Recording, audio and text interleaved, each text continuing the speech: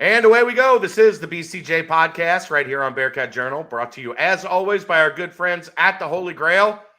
Baseball season just around the corner. Now, you might not be excited for the Reds, but you're still going to be down at the banks. You're still going to go to the Holy Grail. You're still going to get yourself some good food, some good drinks, and support our longest tenured sponsor, somebody that's always been there for us here at Bearcat Journal. So make sure you're there for them. Get down to the Holy Grail banks, especially when Dora really gets swinging this spring and summer, and enjoy yourself a very good time. All right, that's enough with the formalities. Let's get right to the show. We have a big guest tonight. We went Coach Googans from the baseball team on Monday night. We back up our head coaching theme, and this show with Dave and I, we are joined now by Cincinnati head football coach Scott Satterfield. His first performance here on the network. No pressure, Coach. How are you? I'm doing great. Is that what this is, a performance? It's a performance, yeah. Whatever you want it to be. Performance art. Excited to be here. We're glad to have you. So how has life been? How is we're about 3 months in now or 2 months in now here to your time at Cincinnati. February, you get a chance to almost breathe a little bit. How has the whirlwind been for you here the first 8-9 weeks or so? It's been awesome. I think number one, just meeting a lot of people here that have been great for me and our guys, our coaches that have come in here. So it's been great. It's been a whirlwind. I mean, it has. It's been very, very busy. We hadn't had a whole lot of time to relax and do many fun things, which we like to do. We like to live life as well as coach from football, but we hadn't had an opportunity to do much of that. It was a lot of recruiting. And now you mentioned it, we're in a period now that's called a dead period in February. So we can spend more time with our players. And that's what we've been doing. We've been doing some workouts in February, and it won't be long. We'll be starting spring practice. We're looking forward to that as well. So, but it's been fun. It's been good to get to know the guys and the players. And, and I feel like as a head coach, I've been here, you mentioned almost 2.5 months, but I haven't had much time to spend with the players, and I think that's the thing that we got in this profession for, is to spend time with players, help develop players and developing, football players, but men and all the other things. So, we're excited about this time in February and March. It's getting ready to happen. But what are you learning so far as you're getting your first real chance to sit down with these guys? What are you learning about the roster that you've inherited here at Cincinnati as you're getting your initial look? Yeah, and it's that part's interesting. Because we're trying to figure all this out. When we got in here, of course, anytime you have a head coaching change, you're going to have some guys leave. We had guys go to the NFL. Some left, had a year left on their eligibility, but they went ahead and left. We had some guys get in the portal and get out of here. We had seniors, so, and then we brought in some players, so we brought in about 15 players, in the portal. And, but now just getting to know the guys, getting around them, I think a couple of things that stand out. They're eager, they're hungry. They're attentive to what we're asking them to do. And, it's fun to walk into a room. It's fun to walk into a field and watch them do some things, and walk into the weight room and watch them get after it in the weight room. So I think this team has all those attributes. Now, once we get in there and start doing some football stuff, we'll start figuring out, all right, who can play, who's got some work to do. We'll figure those things out once we start spring practice. But right now, I think everybody's just eager to get to work and start doing some things. We got opinions on all those things if you ever want to ask. Okay. I'm sure you do. Yeah. Dave? You've had a chance to meet with the media and kind of introduce a few of your assistant coaches, but just on the whole, what did you like the most? What are you most excited about with the staff that you were able to put together? Yeah, I mean, I think, we brought a few guys over from Louisville that's been with me for a few years. Guys that obviously I've been working with. I mean, I know how they operate. I know how they're going to develop players and be, spend time with the guys and pour into the guys. I think that's important, obviously. I think, coming in here and number one, hiring Kerry Combs and solidifying that piece has been huge for me. A guy that's number one, coached high school football right here in Cincinnati, did a tremendous job with that, but also coached at Ohio State, coached with the Tennessee Titans, been in the NFL, obviously been here and know our guys. I think that was important. It's been fun to get to know him a little bit more and, see how he works. And then, Coach Stewart, I think, Walt has been great to know. He played here at Cincinnati and, a guy from right here in Ohio as well. And so it's been good to get to know him as we've gone through this process, and then just kind of putting the whole staff together. When we came in here, not only hiring the full-time coaches, but then you're hiring our recruiting department. I mean, we've got, I don't know, maybe 5 or 6 different people we've hired in that department, which that's been new and that's been fun and exciting. We've hired, we got 5 guys in the weight room now that we've hired. And with Nico, Coach Nico has been tremendous. That's who our guys have been working with, really all of January and February. So it's been fun for me to kind of sit back and just watch these guys work and get after it. And, with this staff coming together as a head coach, that's one of the things that you enjoy is to kind of seeing these guys work and pour into these student athletes. You brought up kind of the support staff and everybody, and I wanted to bring up one guy in particular, in Zach Grant, and the general manager role. I think a lot of people are familiar with what that means from an NFL standpoint. I think more and more colleges are now implementing that. What, just the 30,000 foot view, what are kind of his responsibilities at working with you, whether it's roster management, things of that nature? Like, how does that work on the college level? Yeah. I mean, we're in a new era of college football, and now we're going into the Big 12, which is really a new era for Cincinnati football, and things are different. We're, at the Power 5 level, it's extremely competitive. We're playing established teams in this league that have been around for a long time and played at the highest level. So you have to put together a scouting department, so to speak. I mean, very similar to the NFL now, to where and Zach's going to head that up. And what they do a lot of things. You mentioned roster management. That part is huge. Because of what's happening now with college football teams, and it's happening all over the country. After the season, guys are getting in the portal. They're testing that out. They're seeing where they can go. You have seniors that are leaving. You have NFL guys that are leaving. You have to fill that roster back up. And so you do that in a couple of different ways. You recruit high school players. And so the scouting department has to be recruiting high school players throughout the whole season, the whole year. They have to know about all the players in our area, number one, in the city of Cincinnati, but also Ohio and the surrounding areas. But then we also have to recruit the portal.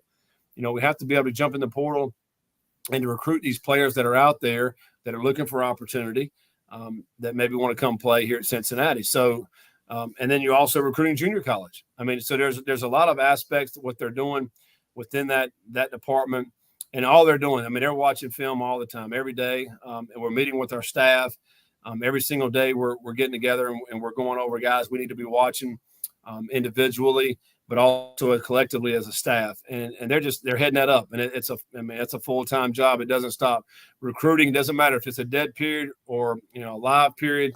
It doesn't stop. We're always in constant contact with those recruits, and Zach is heading that up, and so he's got a great structure, great organization to be able to do that and get that done. How much have you discovered already in these 8 or 9 weeks?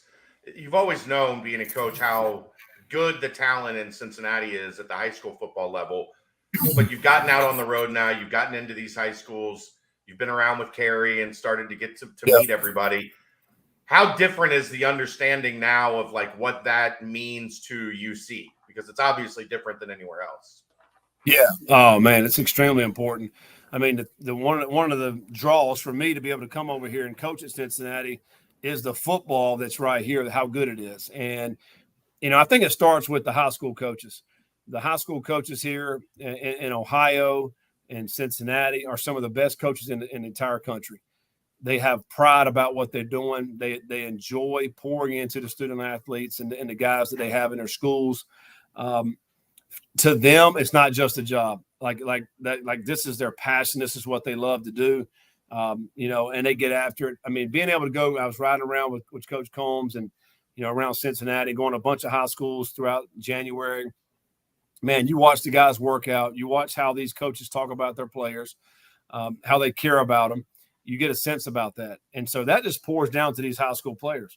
They've been hearing this since they were in the 9th grade, 9th, 10th, 11th grade, 12th grade, and now it's time to go to college.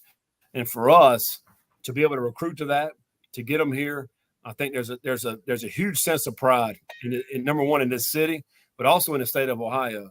And we have to recruit that. Like, we have to be able to get those guys to stay home, to come play right here. Now we're in the Power Five. That's one thing they can't say. Hey, I want to go play Power Five. You can right here. And so I think going around and really just seeing these players and these coaches, it's awesome. And it's a great state for that. So we can recruit our base of our roster right here in this state, and we'll continue to do that. And then we got coaches that have ties to, a little bit further south or up into Michigan or Chicago, St. Louis, and then some of these other areas, Indianapolis. So we're going to continue to do that as well. But our core recruits have to be right here in this city. Dave. You mentioned earlier around 15 guys in the portal. Just how do you think that went? Did you hit a lot of your goals? Is there a group that you're kind of most excited about? And then I know recruiting never stops, but do you see yourself adding additional guys later on when the second window opens? I'm sure there's still plenty of guys out there that are technically in the portal but have not made a decision. So just kind of take us through how you felt in kind of such a rush time period, how you think the portal went for you guys. Yeah, I mean, I think we did a good job in the portal. I think it's always a challenge, and anytime you're taking a new job, so you're moving over to a new school, and I think that's a challenge. But I do think we hit some needs on guys, and you think about the offensive line. That's number one. I think Luke Kandra, who's a kid that played at Elder, right here in Cincinnati, that was with us at Louisville, that came over here and was a starter for us there. He's a great player. He'll be really good for us here. Wanted to come back and play in his hometown. I think he was a great addition. I think Trevor, able to get him from the Ivy League to come down, who's a guy who started at center and guard for many years, the captain on that team. I love the leadership that he's bringing to our players here. I think that's been great. So offensive line was certainly a need there. We'll continue to look at that. I think tackles, left and right tackles, always the position you want to continue to recruit. It's one of the hardest positions, I think, to recruit for college is the tackles. Because you want length. You want guys that are 6'5", 6'6", that have some length out there. So we're going to continue to recruit that position. Dorian Jones was a linebacker that we were able to bring over from Louisville that played a ton for us over there. I think it's a really good player that will help us here as well. And I think D. Wiggins is a wide receiver that we brought over as well. And I think D was a starter for us, got hurt in the third game, missed the whole season. So he's still got some football ahead of him in his career. But I do think we'll continue to recruit this May. As we go through spring, we're evaluating every position. We're looking at, all right, what position do we think we need to add some more guys to give us either potential starter or more depth. I think, wide receivers is a position of need for us, so I think we're going to continue to look at wide receiver out there to see what we can bring in. We lost some great players at that spot. I was down in the Senior Bowl, watched Tucker run around down there in Mobile, and, obviously, missed that speed and missed that kind of guy that we need to knock the top off. And so that's one thing we'll be looking for as well. So I'm excited about, what we got to work with this spring. I think we as coaches are going to have a much better idea once we start spring practice, day after day, to see where we're at with it, evaluate that, and really figure out what we're going to need. You had a successful season your first year at Louisville after making the jump from App State. Do you see a correlation to this situation, jumping from, the American Conference into the Big 12, and kind of what are some things that you learned in that first year that you might think benefit the staff and can lean on the players, that are similar to what they're going to experience now? Yeah, I mean, it's going to be interesting, because it's different. Obviously when I went to Louisville, they had already been in the ACC. They didn't win any games the year before we got there in the ACC, 2 games overall, and we were able to win 8, and beat Mississippi State in the bowl game. So this is a little bit different now here at Cincinnati because, we're going from the AAC to the Big 12. We're playing some teams that are well established within that Big 12. Our first Big 12 opponent, Oklahoma, here in Nippert, which is going to be unbelievable. That'll be tremendous. And so there's a little bit of difference there, I think. So you're going to have to, again, evaluate the roster as we go through spring practice to kind of see where our strengths, weaknesses are, and, figure out where we need to fill in. I look back on Cincinnati football, 2 years ago, had 9 guys drafted. This year we have 6 or 7 guys going to the combine, 6. Off this team, 6 guys. Yeah. So, that's a lot of talent that is moving on. And, how much talent do we have left on the roster, and then how much talent do we need to bring into the roster? So in order to compete for Big 12 championships, because that's what we're here for, we're here to compete in the Big 12 championships. We know, Oklahoma and Texas, this is their last year in this conference. There's going to be some changes over the next couple of years. So we're going to try to, get our roster to a point where we can compete for championships. I mean, that's why we're here. And I know in this day and age in college football, well, it doesn't matter. College basketball, football, pick a sport. You got to be relevant. You got to be competitive. And, so we're going to do our best to put a roster out there that's going to be competitive. I'm curious, the jump from Appalachian State to the ACC, was that a bigger jump than you expected in terms of like everything you needed to be ready to compete at a Power 5 level? And then on top of that, how can you take that experience of what you learned early at Louisville and bring that here to help transition maybe a little faster? This is kind of unique in the situation, because when I was at App State and I became the head coach in 2013, we were in the Southern Conference, which is FCS football. 2014, we went to the Sun Belt group, which is Division I, group of 5. And there was a jump there. There's no question there was a jump. And when I left App State, we were very successful there. We took Tennessee in overtime. We took Penn State into overtime. We lost to Wake by 1. I mean, the year I left, they beat North Carolina and South Carolina at App State with the team that we had built there. So we were very competitive. Very similar to what Cincinnati's been at that level. And then going to Louisville, there's certainly a jump. Because you are going up.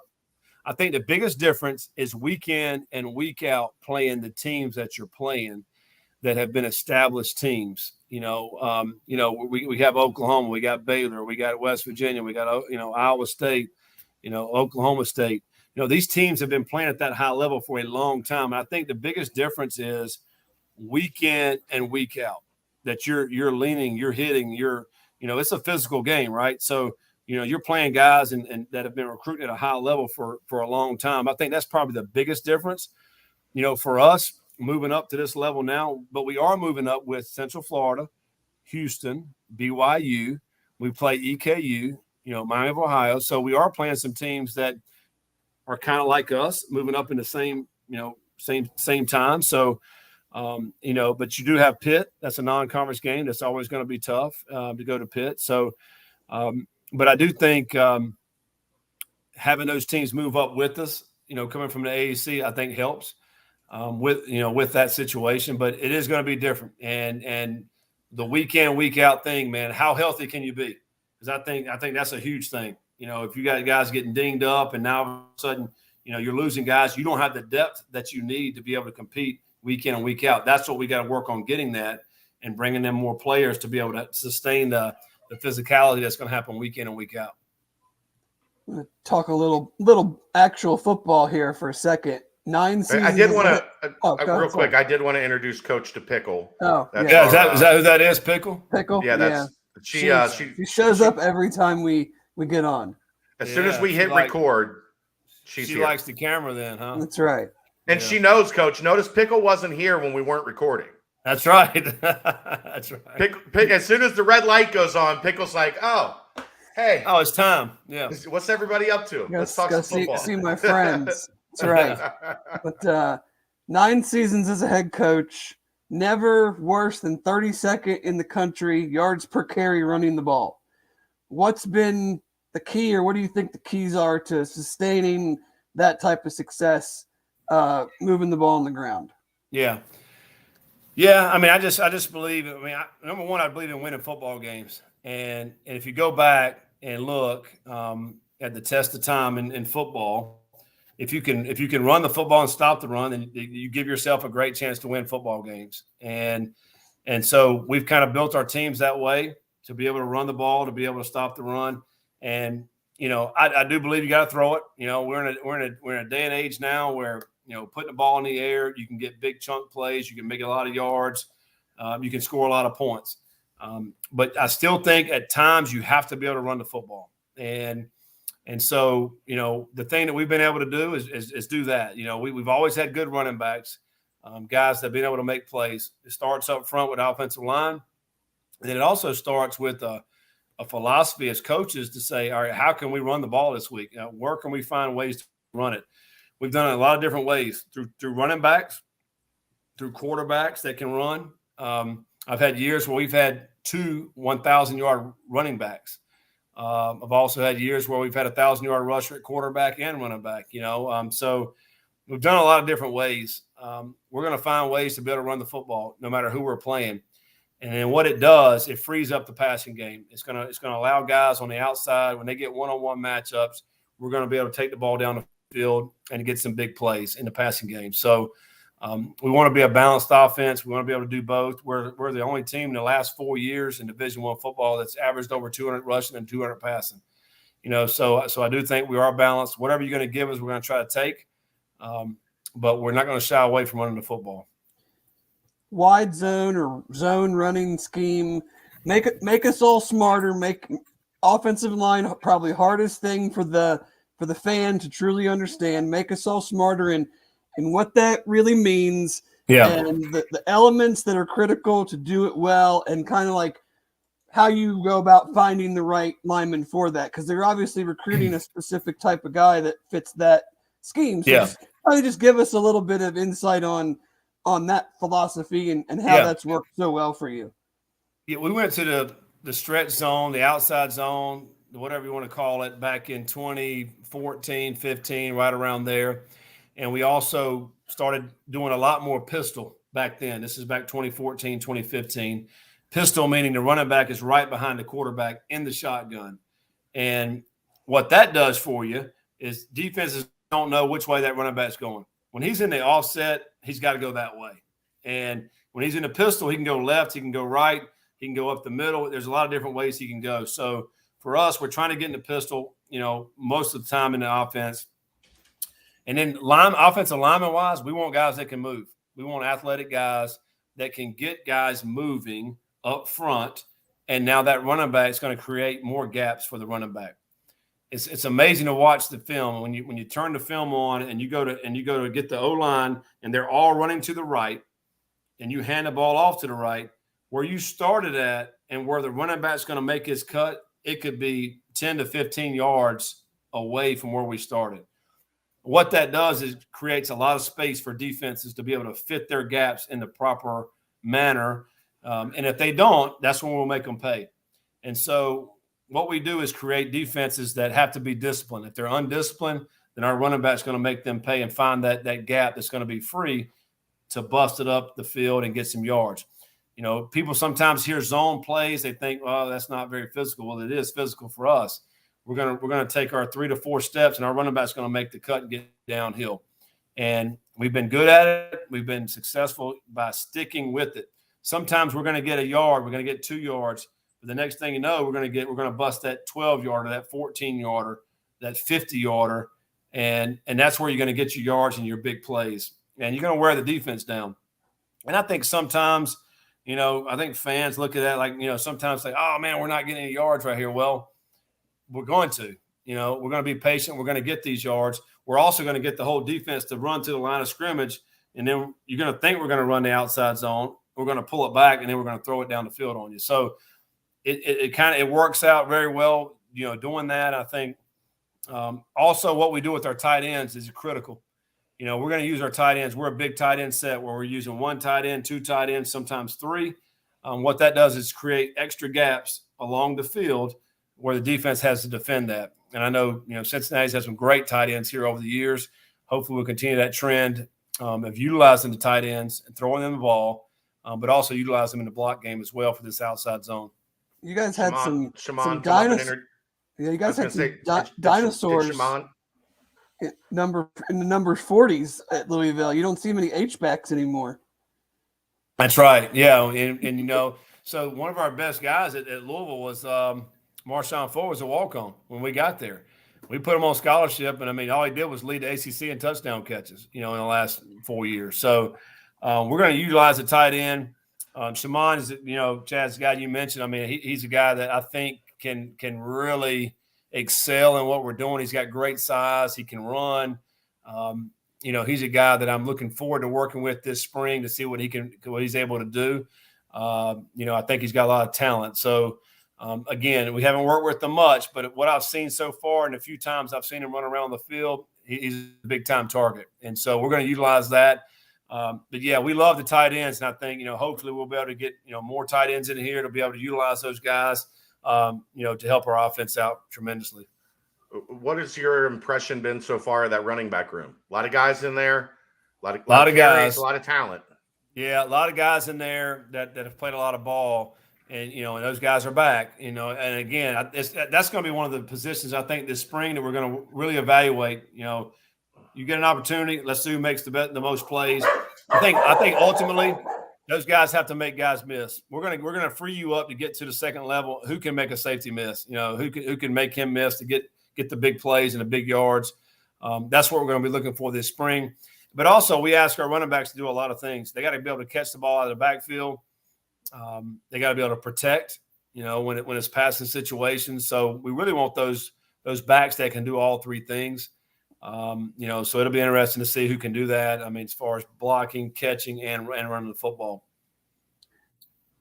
Defensively, you guys were last year one of the leaders in the nation in sacks and pressures and things along those lines. Did you you took a big jump too from the previous couple of years in those areas. Was that a philosophical change? Was it just some guys getting more used to what you were doing? And then how do you balance being aggressive with leaving yourself vulnerable in almost like being too aggressive at times? Or is that even in your guys' mindset that's a thing? Yeah, I think Brian Brown, our defensive coordinator, did a tremendous job at Louisville the last 4 years. When we got to Louisville, and anybody can look this up, they given up 50 points, I think, in 4 or 5 straight games at the end of the season that year.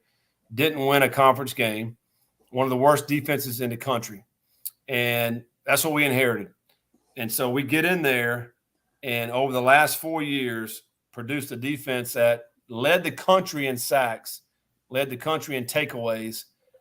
Like to me, while that's not talked about more, it's incredible what job they did defensively in the last 4 years to that defense. And a lot of it was getting the right players for that, those positions that we need. We need pass rushers. We got to, obviously got to have cover guys. But I think the thing that sticks out to me the most about last year defensively is I don't know the exact number. It's 17 or 18 guys that had sacks last year. Our team had 50 sacks. Well, it was spread out. I mean, it's corners, it's safeties, obviously D-linemen, linebackers. So we do a lot of things defensively. It's a fun defense to watch. You're going to be bringing pressure all over.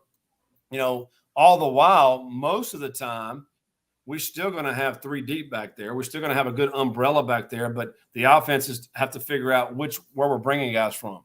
And I think that was a strength of our defense last year. We go into the Wake Forest game, we're down 14-13 at halftime, and our defense created 6 or 7 turnovers in the third quarter. And it's 42-14 after the third quarter, and 2 touchdowns by the defense. So I'm an offensive guy, but I know we're going to win games if our defense can do that, And so, I think that's what we're going to continue to do. I know Cincinnati has been great on defense over the years, and we'll continue to build that out. And I'm excited about working with these guys defensively to see what these guys can do.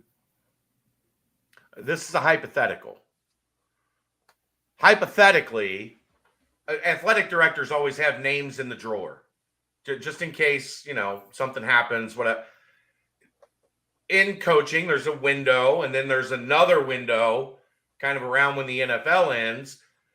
How quick are you to that drawer? Like if you need to get to it, and how confident are you? All right, I know this is where we're going to go. This is the call we're going to make. so that you don't get caught off guard. You don't potentially go into spring ball down a guy or whatever that case may be. Hypothetically. You talking about coaches? Coaches, yeah. Assistant coaches. Yeah, we always have guys. I always have guys that I've, either worked with along the way, guys that I respect along the way. I do think you always have to have guys ready to go. We're in a profession where, guys are going to get opportunities, whether it be to move up, to be a coordinator, co-coordinators that are position coaches, head coaches, so you always have to have guys. And I think one of the great things that I think we've been able to accomplish and do over the years, and I'm talking back at App State, Louisville, is the GAs, the quality control of the analysts. We've been able to take those guys and really allow them to work, allow them to do a lot of things within the office. When it is their time to go get a full-time job, they're going to be able to go do that. In the last 2 weeks, we've had 5 guys. I was going to say. That have gone to go get jobs that are in that role, GAs, QCs. And, that makes me proud as a head coach to know, hey, people want our guys, and that's a good thing. And those guys go off and they coach and they get experience. And then one day, maybe we hire those guys back. And so there's a good coaching tree out there that I've been able to be a part of that understand how we operate and how we do things. And we've had a tremendous amount of success, and I think we're able to get those guys back and come coach for us. So I think that's healthy. I think that's healthy within our program. If nobody's leaving, that means you're not doing a very good job, in my opinion. So I think you always want to have guys that are doing a great job that people want, and you know what? I've had more coaches that come in my office that are shedding tears because they don't want to leave, but it's such a great opportunity. They have to leave. And I was like, man, go do it, man. You got to go do it.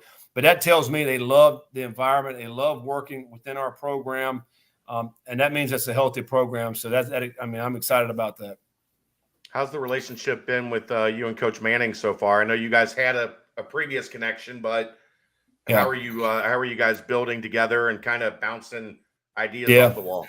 He's been great. It's amazing to me. I was with him 1 year in 2009, but it's like we've known each other the whole time in between those years. I mean, it really is. And, he's got such great experience in the Big 12 in the state of Ohio. A Mount Union guy. Tom's a winner. That's all he knows. He's been a big part of that, and winning everywhere he's been. He's been tremendous. He's been great for our staff. He's brought a lot of great ideas, because offensively, philosophy-wise, very similar, some of the things that he's been doing over the last few years. And now we kind of mirroring some of those things and kind of meshing them together, what we've been doing. But it's been great to work with him. And I think I'm really excited about what he's going to add to the table of things that we've been doing offensively that hopefully will make our offense better and more efficient. Dave, you got anything else before we look? We keep you here for the whole hour and a half, but I know you got stuff to do, and we'll have plenty of other times that we'll get to chat down the road. No, it's been great. I know we shoot tonight. We had close to 20 high school coaches, head coaches in the area come over here tonight and kind of just fellowship and hang out with our assistant coaches. I think, again, it just speaks to the priority that we have with this area and high school coaches and how much they mean to us, and we know that. We want to let them know that. And so we've had those guys over here tonight hanging out, talking ball, and really just getting to know us as coaches. And we're going to continue that relationship. But it's an exciting time for us. And with Cincinnati football, we're excited about, moving forward. One more quick one, Dave. You good? No, I'm good. I'll let Coach get out of here. All right. Well, before we let you go, we got a couple things to take care of. Season ticket renewal deposits through March 31st. GoBearcats.com/tickets. It's going to be an exciting brand of football. It's going to be in an incredible new league. 5 home games in the Big 12, 7 home games overall. People aren't going to want to miss out, right? Absolutely. Yeah, go get your tickets, man. It's going to be fun. I can't wait to hear. I've heard all about it, of how awesome it is out here in Nippert, man, how this crowd gets after it. So I can't wait to see it. I'm looking forward to that for sure. Nippert at night, there's nothing in the country. There's nothing better. There's nothing like it. Also, shout out to Cincy Reigns. Go to cincyreigns.org if you want to help Coach Satterfield and the football staff take care of their guys and continue to build this program into a force in the Big 12. So, as always, we got to give Cincy Reigns a shout out. Have you met B. Fox yet? You haven't met Brian Fox yet that runs Cincy Reigns? I have not yet. Keep your guard up. I'm ready. he's a good friend of mine, and he's a good friend of the program. We had him on with John Cunningham a couple of weeks ago. So Awesome. Yeah, no bigger Bearcat than B. Fox. So let me know. I'll arrange that meeting. We'll yeah, that'd be good. All right, we'll get it together. Perfect. Thanks, Coach. Appreciate it. Get back to it. Appreciate you Thank guys. you, Coach. All right. Thank Take you. care. Head Coach Scott Satterfield joining us for the first time on the Bearcat Journal podcast. It's good stuff. That's very good stuff. I think a good introductory. I like talking ball. Yeah, like that's not the generic version of a coach interview. Like let's get down and talk some ball. That's right. And he loves to jump on that. So we're what, man? We're done, right? Oh yeah, that's it. Everybody, good night. I was just gonna say we're what 2.5 weeks from the start of spring ball. Yeah, I think I tweeted out 19 days last night. I think it's something like that. It's the 6th. So, Yeah. I mean, whoo!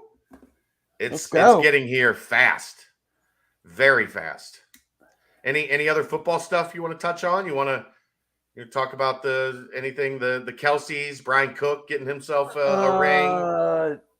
I don't know. I don't really care about any of that. I'm still very bitter.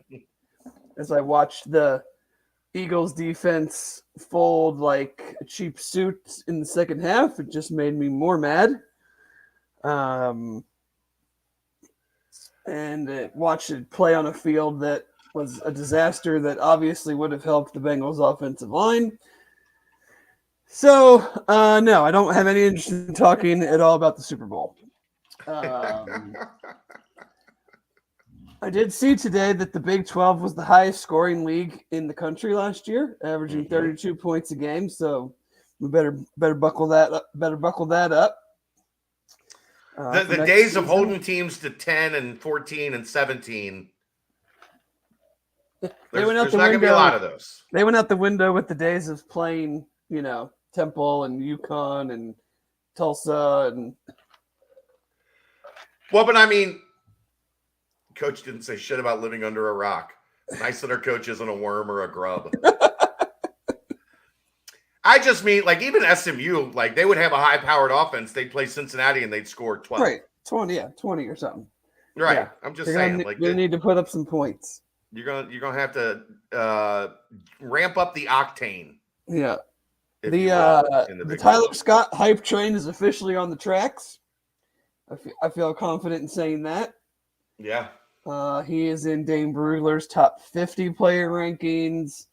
Matt Miller had a tweet about him being like that, second round guy that blows up over this whole period. Mike Renner from PFF. I don't know. Sent out a tweet. I don't know if he called him a sleeper or riser. I don't know. Who knows? But yes. Just a guy that he's got pretty high on his radar. Yeah. So it's not a huge surprise. But should be quite a weapon in the slot for a NFL team. So I'll be interested to see, obviously, with the combine starting in 2 weeks from today. It'll be interesting to see how he runs. I think I'm most interested to see how he runs and how Josh runs if he weighs in at 260. Yeah. I know we've we've obviously seen a lot of changes from the Senior Bowl to the Combine, as in we saw Myjai Sanders go from a defensive end to a skinny wide receiver in those 2-3 weeks. But I think those are the two. Didn't he have the flu though? In all fairness, he might have, but he still lost an insane amount of weight. Yeah. But and then he actually ended up having a pretty darn good second half of his rookie season. He did. He came on strong. If you didn't pay attention to Arizona because they But weren't you really had relevant. no reason to because they stunk. I mean, they have Right. the second pick, third pick. Yeah. But he actually had a pretty productive second half of the year once they got him on the field. But I think those are the two things I'll be looking at the most. I mean, obviously, Ivan Pace's size, he's gonna need to run well. But I think, we've said it so many times, like he is what he is. Like you're drafting him to be a attacking, pass rushing linebacker. Whether he runs 4.55 or 4.62, I'm not sure matters. So those are kind of just the two guys I'm looking to see what they do, because I think they're the ones that can have the most a really, really strong combine can have probably the most impact on those two guys. When's the combine? March. Starts March 2nd. So it's 2 weeks from today. So you're already in pre-draft mode. Oh yeah, I'm there now. I'm starting to look at guys specifically for the Bengals and guys that I like and starting to, see what, guys. Have you mocked yet? I do like the PFF mock simulator. I do like a 5-rounder each Monday. Just not really so much as like anything near what I think or want, just kind of like seeing what guys are available as this goes, because that'll all change as they update their rankings and things like that. So it's just kind of getting familiar with players. I feel like I'm pretty good with the offensive guys, and I don't know a ton about the defensive guys right now. So, but I'm leaning very heavy offense this draft for the Bengals anyway. So that is my hope that they do the same. All right. Well, I guess we got to at least touch on it. I don't really have much to say. 75, 71. I don't have a whole. I mean, we actually, I do have a little bit to say, and I want to get your opinion on this. Okay. So then say it. Let's hear it. I think the frustrating part about the Tulane game was that, in my eyes, it was a missed opportunity. Sure.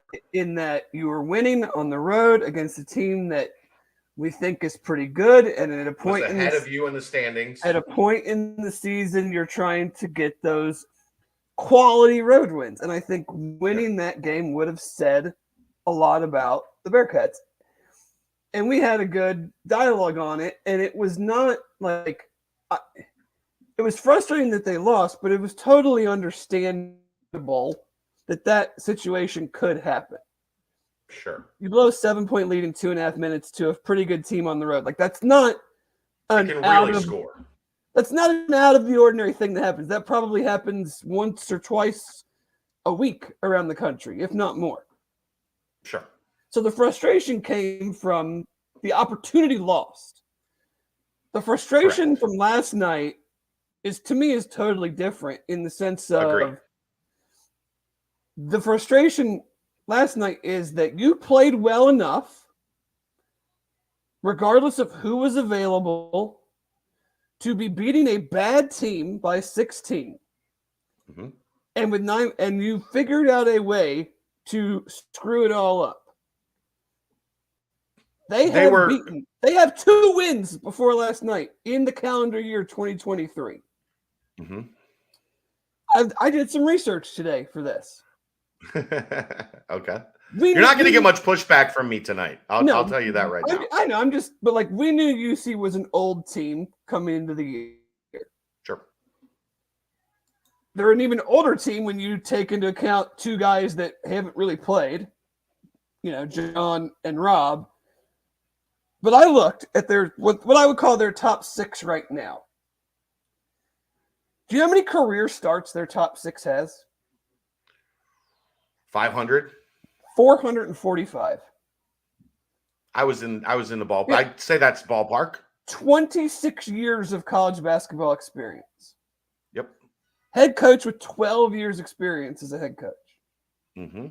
Do you know how many starts East Carolina's? I just went by minutes because I don't know who's, technically their best players or whatever. I went by minutes in last night's game.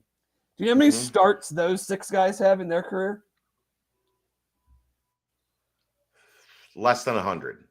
109. 50 something. 109. Okay. 109. 11 years of college basketball experience. Their head coach, first-time head coach. Mm-hmm. That's the part that I'm just like floored by is, yes, we don't make shots and that happens, but like, where is the veteran understanding of what needs to happen in when things start to get off the tracks?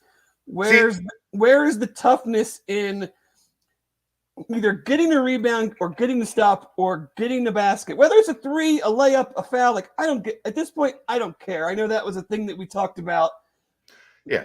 Last week, 2 weeks ago, whatever. Like, that's inconsequential to me at this point. Like, come on, man. 445 career starts against a team that basically plays all freshmen and sophomores.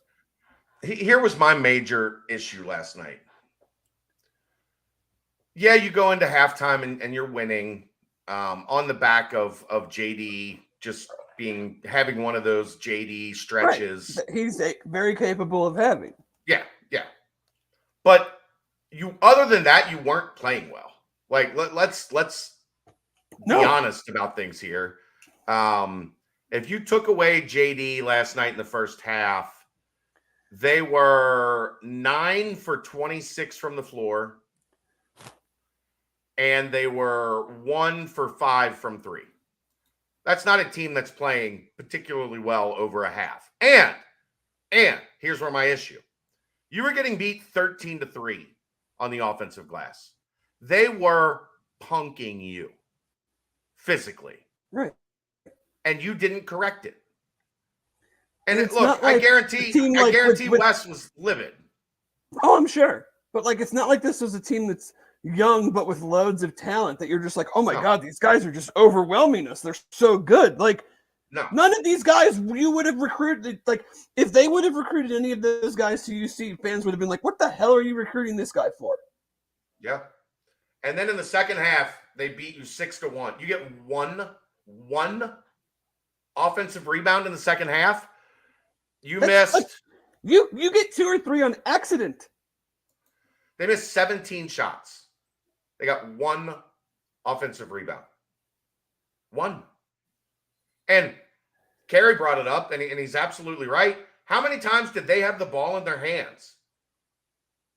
And ECU just said no. Or they like got in there, got physical, and knocked it loose, and another guy got it, or it went out of bounds off of us. Like, yeah. I think 5 of their 20 offensive rebounds were out of bounds, were dead ball offensive rebounds, where they were the aggressor the entire night. Like, up 16, I'm thinking to myself, they're probably going to win this game comfortably, and they have no business being up comfortably because their effort was not great. Like, their toughness in that game was not great. They were up by 16 because they have substantially more talent and they were making shots. But even if you look at that second half, Dave, when they were up 16, they were just trading baskets. Oh, yeah. Like there was no dig in and get a couple stops. Well, on 2 straight possessions, I think his name's Brandon Johnson, just hit wide open jumper threes from the top of the key. Like, who cares? Like, yeah.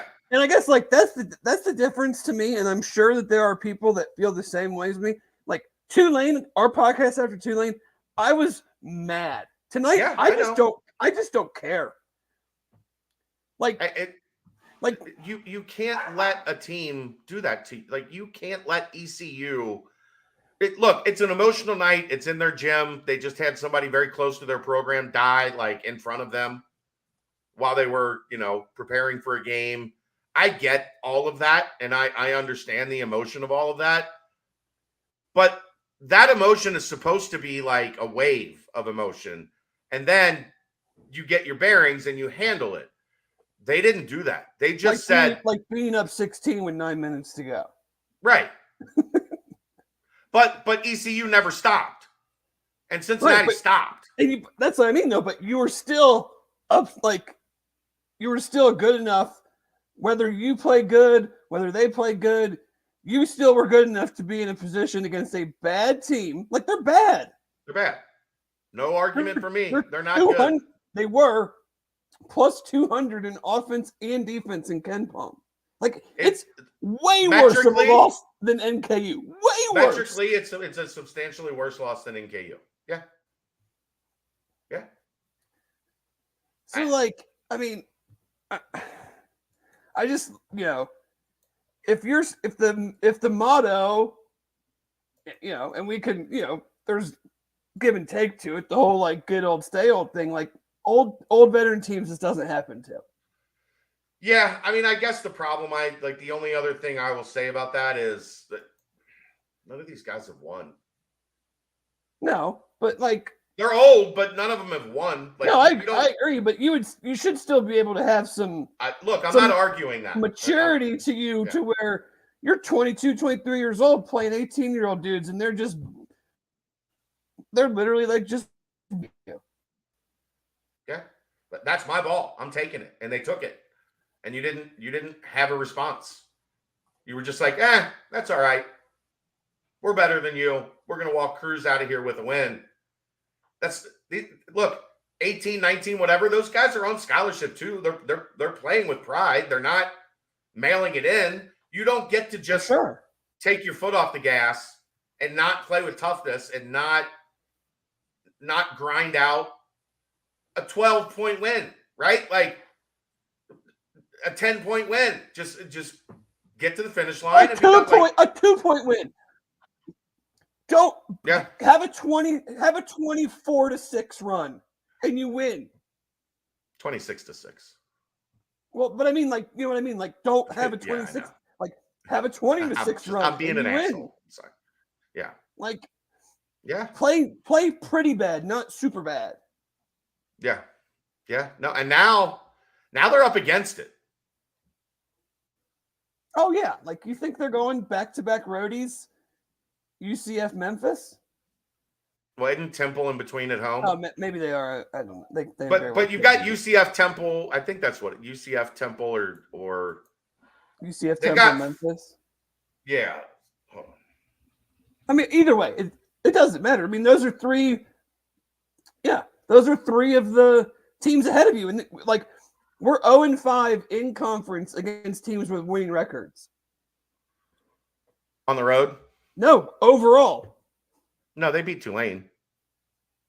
No, they did not. UC did not beat Tulane. Yes, they did. Oh, at home. Sorry. One. Yeah, and that's 6. what I said. On the road. 1-6 then overall. Okay.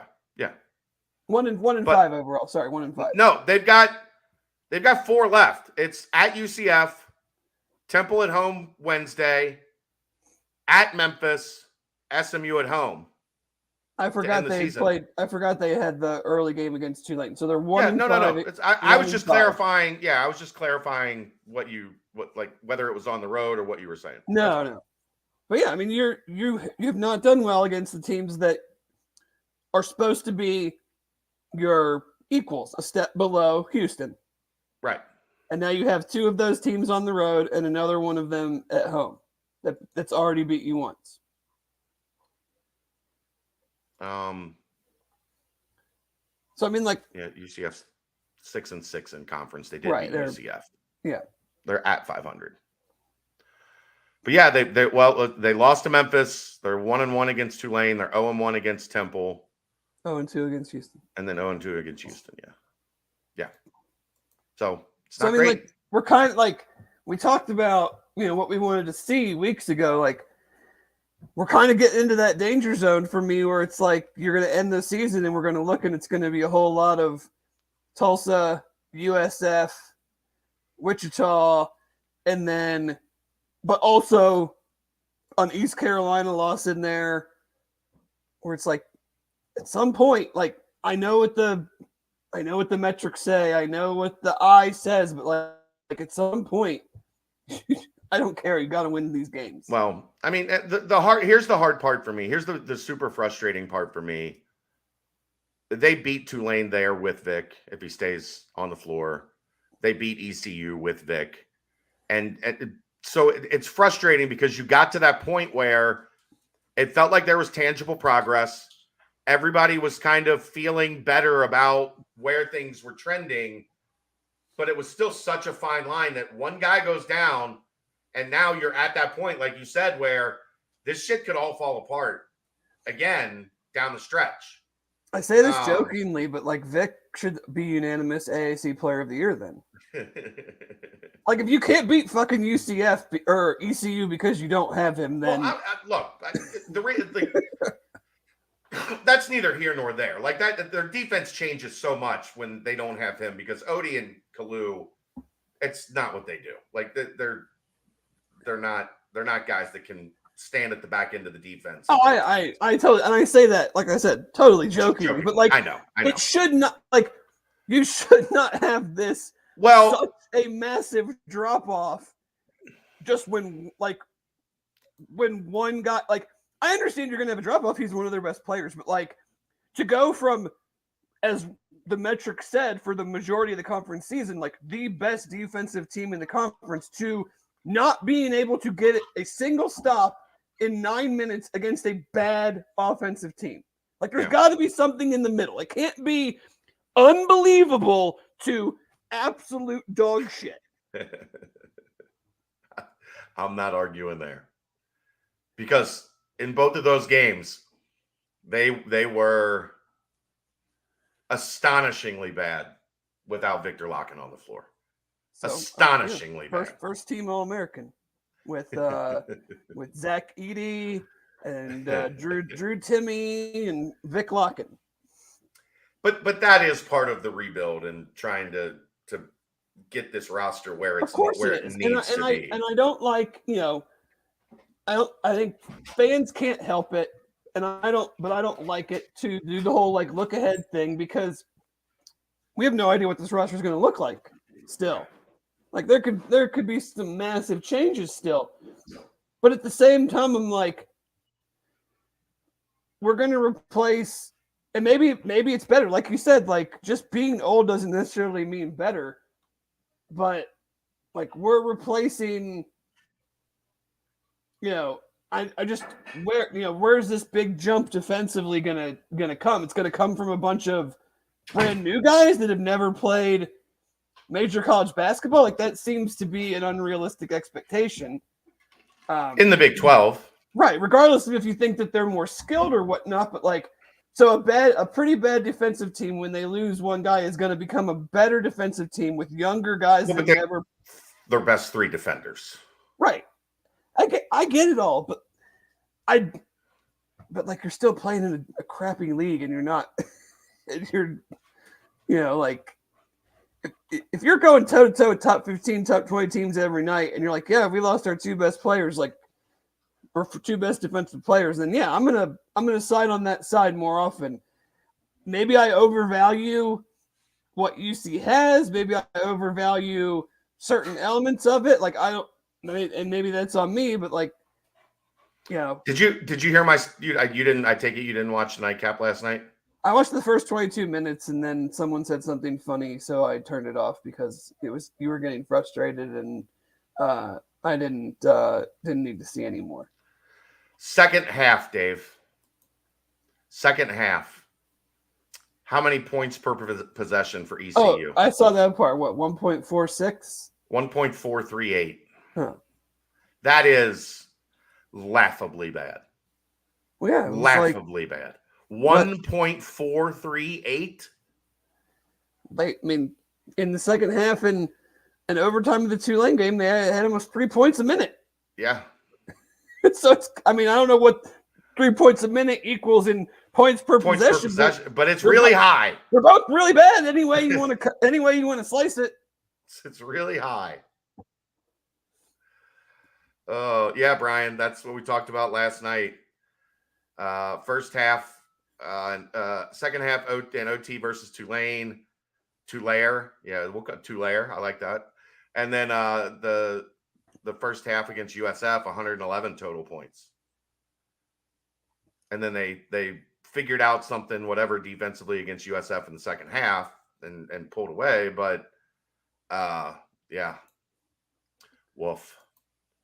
The defense right now is hard to watch, man.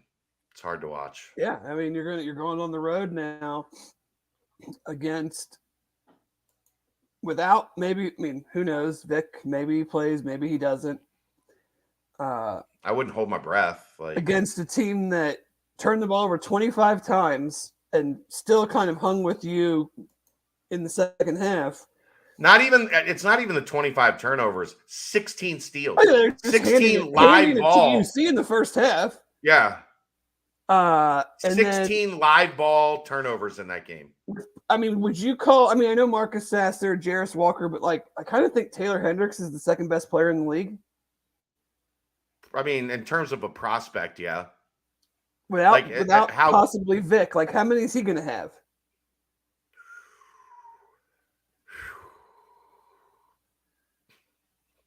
I mean, he had like 25 with Vic. Yeah. You want to guard him? I mean, I probably do as bad as they do.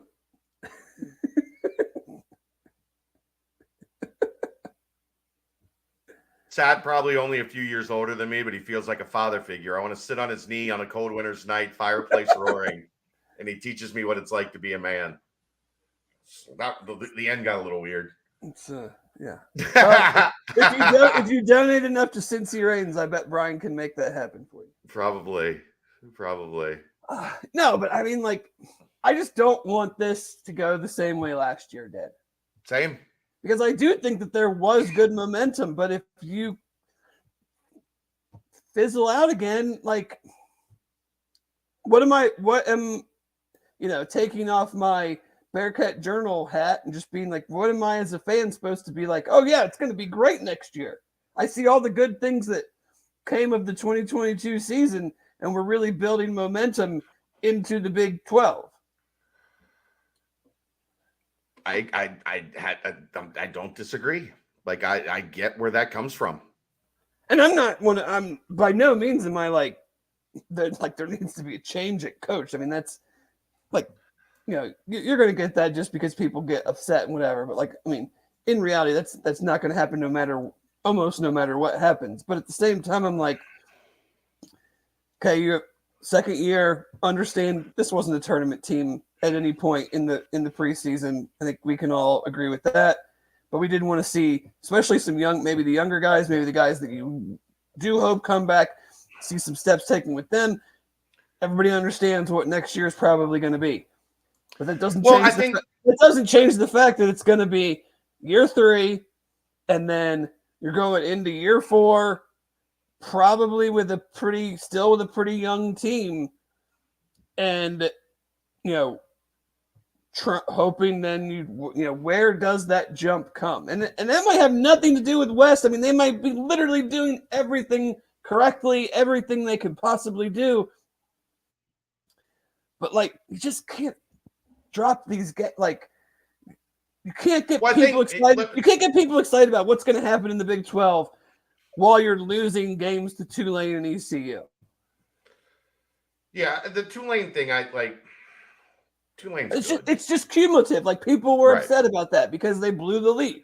And what we said, like, it's totally understandable why it happened, but you can't stack these things on top of each other. That's the problem. It's like Tulane by itself, okay, whatever. It happens. Tulane followed up a week later or whatever by this, like, that's when people are start going, okay, what the heck's going on? Right. Plus, I think people would feel like, this team's at 17 wins. If they don't shit down their leg at NKU, they hold on against Tulane and ECU. This team's at 20 wins. And I think everybody looked at 20 wins as like, if you get to 20, and it's still, I think, true, because you got 3 of 4 that aren't easy. If you can get 3 out of those 4, I think we feel a lot better about things. But now we feel very uncertain that they're going to get to 20. Oh, or they should at least be at 19 right now. You know what I mean? Right. If you get there, yes, but like, I mean, give me the reasons why I should think that that's something that's going to happen.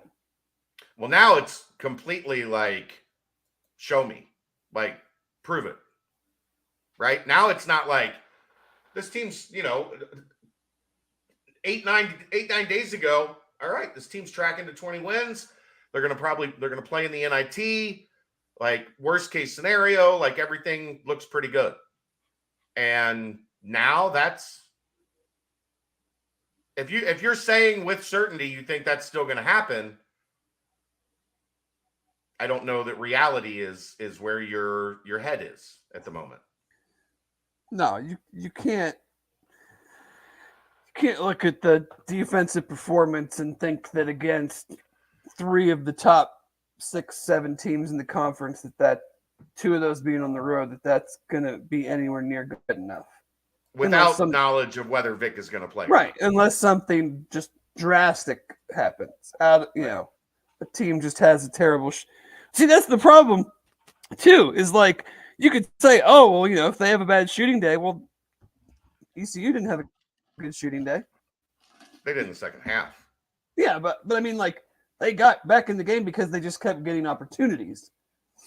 Well, I mean, they shot 58 points. They shot 17 of 29 in the second half of that game. 5 of 10 from 3. And they missed 8 free throws. Yeah, they shot better from the field than they did the line. That could have been worse, Dave. I mean, whether it's a 4-point loss or a 10-point loss. I know, but it could have been worse. Could have been worse.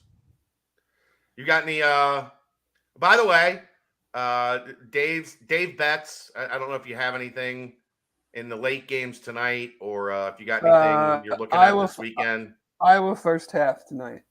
Okay. New sign up process for Betfred. If you haven't joined Betfred, either go to betfredsports.com or download the app in Ohio, and now you can just use promo code BCJ111,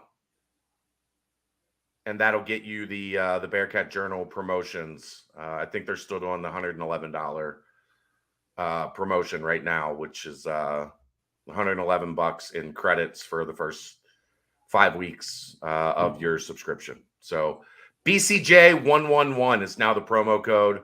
The link was too long. Like, I needed something other than trying to post a 118 character link. Yes.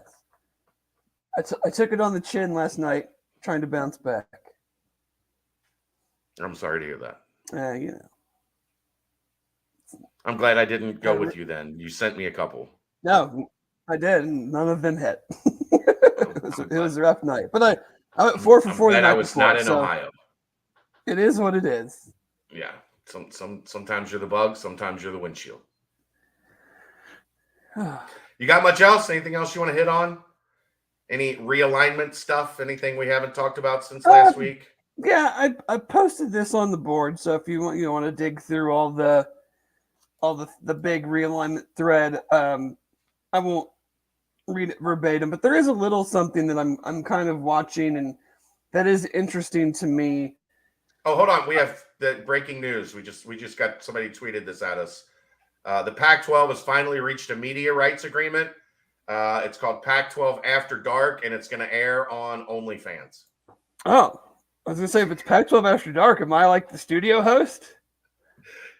OnlyFans, you might be. Hey, I'm looking for additional revenue streams. That's outstanding. But I wish they would hurry up and sign their damn deal so we can find out if there is actually what's called a depression in the sports rights bubble. For so long, the word is that the live sports rights bubble will never burst because live sports rights have a tremendous amount of value, and these companies will just buy up everything because they need the inventory. Well, and this is where I can't decide what's going to happen, and we need them to sign their deal so we can kind of see. is it sounds like multiple people over the last couple weeks have gone away from the idea that inventory is everything, horizontal platform is everything, where we used to see ESPN would literally just buy everything. Yeah. Now it's sounding more and more like these entities want top line products and not necessarily just a glutton of inventory, or the in vogue word now is tonnage. Because before it was like, even last week, there were reports that, the Pac-12 needs to add San Diego State and SMU because they were told that they needed inventory to put on these streamers. Well, then this week, all of a sudden it's no. Amazon doesn't want tonnage. They just want the highest end stuff. And they might only want one Pac-12 game, which the Pac-12 would be out of their mind to sell them something in that, way. But Amazon, the NFL works for Amazon because it's a standalone game that should be a quote unquote premier game. And it's the NFL. Like, Amazon has an insane amount of inventory already. Like, I guess what it's coming down to is, do they really need just Oregon State, Washington State, every Pac-12 game? Like, how many subscribers are they truly adding that don't already have Amazon Prime if they add the Pac-12? How many subscribers is ESPN Plus adding if they keep the Pac-12? Right. So, I'm waiting to see, because if that's true, if that's true that these entities do not want necessarily inventory, like ESPN came out and said at the Super Bowl, we have to be smarter. We're going to be smarter about what we buy. Well, they're already they're already the exclusive partner for the SEC and the ACC. You'd have to think they're going to try to re-up with some level of the NBA package. They have the NFL. They have the Big 12. At what point do they go, well, we just don't see the return on what package you want us to buy? And kind of the same thing with Amazon. Amazon, at what point are they we don't need all of this? We're not trying to be, I don't think Amazon is trying to be an ESPN Plus. Right, the ESPN of streaming or whatever. They want the NFL one game. They don't want games all day.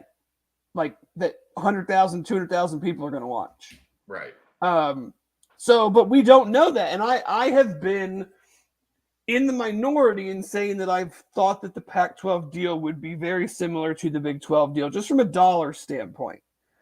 And I'm starting to maybe think that won't be true, but at the same time, that's why I just want to see them sign the deal. So we can see, is it a Pac-12 thing, or is it truly a everybody but the SEC and the Big Ten thing? Right. And that the bubble is not necessarily going to burst, but it's going to shrink. And they're not going to just hand out these ridiculous 10-year, $2 billion contracts to every, college sports league out there. And I do think, Brett Yormark, the one thing I for sure agree with is that him jumping the Pac-12 and not going to market and re-upping with ESPN and Fox was a brilliant maneuver. Because I think his experience in the industry, him taking a wider lens view of things and seeing that the UFC and WWE, NASCAR and the NBA, all these huge platforms are going to be doing media rights deals soon, and having a realistic and honest understanding of where the Big 12 probably slides in there, and saying that, yeah, maybe we, and then also probably having an understanding that CBS and NBC and Turner, weren't going to play to the level that maybe the outside world thought they would, and maybe the way that the Pac-12 thought they would. And so it was important to him to re-up with those two companies, which are the two biggest companies for college football, especially, that will promote your team, will give you a good platform, will help you. He's talked about growing the Big 12 geographically, but also just in the mindset of people. Well, you can't grow it anywhere better than being on ESPN and Fox. Right. So, we've heard a lot of from Pac-12 being like, they undersold. Well, that's easy for them to say. They don't have a deal. Right.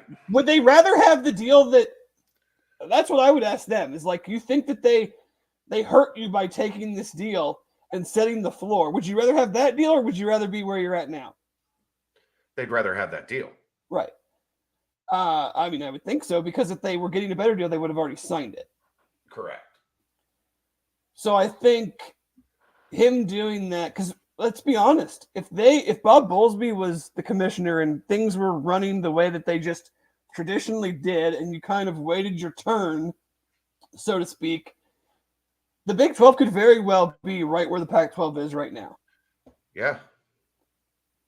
Having a bunch of people say, yeah, like, here's what we'll give you. Like, you're just not that valuable. Like, we have other properties that we are either committed to or want to be committed to that we're going to spend our dollars on. And, I'm just very interested to see what it ends up being, because I think it'll tell us at least something about the future of the industry. And maybe it's just strictly a Pac-12 thing. Like, maybe really, like, maybe they just don't have the value of, right. Like, you don't, like, everybody talked about the Oklahoma State or Oklahoma and Texas thing. Maybe not having LA really is just like that. And maybe not having LA, but like not having the USC. Right. Is maybe truly that much of a piece of it. Yep. So, I'm hoping that, for selfish reasons, I hope that they take months and months and months because it's good comedy. But from just like an educational standpoint, like, I'd like to see where they come in at and what that means moving forward. They've got themselves, it would appear, in quite the pickle. Quite the pickle. Pun intended. It's our favorite co-host. Yeah, she's right here. She just decided she was okay. She didn't need any more camera time. No, she's just sitting over to the side now.